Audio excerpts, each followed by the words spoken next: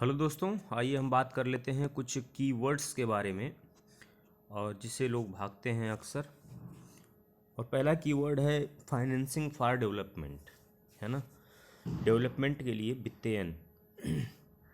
तो इसका क्या अर्थ है? It refers to the ongoing process to align financing flows and policies with economic, social and environmental priorities, है ना। जब हम वित्तीयन फाइनेंस करते समय फाइनेंस देते समय या उसके संबंध में कोई अगर नीति बनाते हैं कि फाइनेंस हमें कहाँ करना है, तो ये प्रक्रिया अपनाने के क्रम में हम तीनों चीज़ पे गौर करते हैं। इकोनॉमिक तो है ही है, सोशल एंड इन्वायरमेंटल इम्पैक्ट, है ना। What is the social and environmental impact of the financing, इसको भी हम जब प्रियोरिटी में रखते हैं तो इसको बोलते हैं फाइनेंसिंग फॉर डेवलपमेंट, ठीक है, विकास के लिए वित्तीयन। अब बात करते हैं कि विकास के लिए वित्तीयन से संबंधित समझौतों की। तो अभी 2015 में हुआ था थर्ड कॉन्फ्रेंस ऑन 2015 में।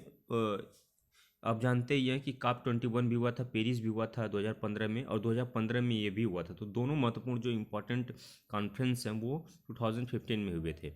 तो third conference on financing for development ये हुआ था इथोपिया की राजधानी अदिस अबाबा में। और इसके पहले कब कब हुआ था?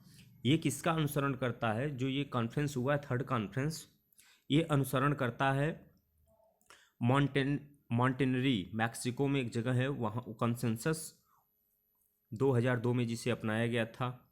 ये फाइनेंसिंग फॉर डेवलपमेंट से संबंधित है। और इसके साथ ही दोहा घोषणा पत्र जिसे 2008 में अपनाया गया था, वो भी फाइनेंसिंग फॉर डेवलपमेंट से संबंधित है। That's it. अब अगला बात करेंगे, कीवर्ड है जो कि पूछा जा सकता है आईएएस और पीसीएस में, यूपी पीसीएस में स्पेशली, और आईएएस में, कि स्पिल ओवर इफेक्ट क्या है। इसको आप यूज कर सकते हैं मेंस राइटिंग में भी। स्पिल ओवर इफेक्ट का मतलब है कि जब किसी एक देश की कार्यवाही से दूसरे देश को प्रॉफिट एंड लॉस होता है, लाभ या हानि होती है। क्लियर? और जो ये लाभ और हानि है वो डायरेक्ट हमें उस देश के किस बाजार मूल्यों पर नहीं दिखता है। उसका प्रभाव डायरेक्ट जो है उनके मार्केट प्राइस पे नहीं दिखता है ना। उसका प्रभाव धीरे धीरे दिखता है, स्पेशली सामाजिक पर्यावरणीय जो खर्च होते हैं वो बढ़ जाते हैं। तो इसी प्रक्रिया को बोलते हैं, इसी इफेक्ट को बोलते हैं स्पिल ओवर इफेक्ट।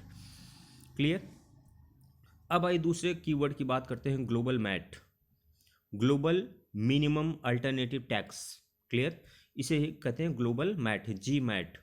तो मैट जैसा कि हमने देखा था कि 2007-8 के आसपास वित्त मंत्री जब रहे थे पी चिदम्बरम, तो उन्होंने मैट लाया था, मैट मिनिमम अल्टरनेटिव टैक्स, ऐसी कंपनियों के लिए जो कारपोरेट टैक्स नहीं देती थी। क्लियर?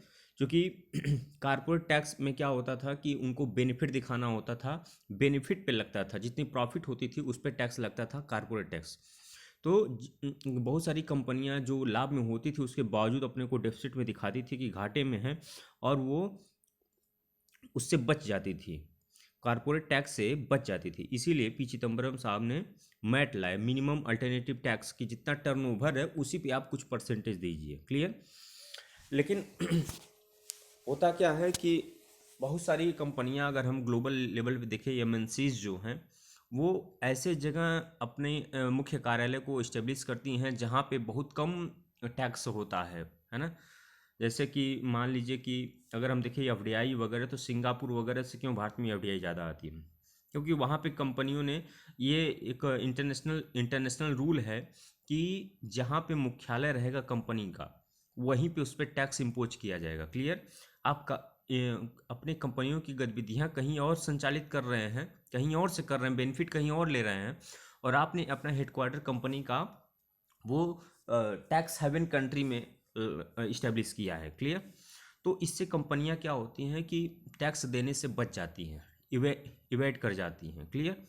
तो इसीलिए एक ग्लोबल मैट लाने की बात की गई है कि किसी भी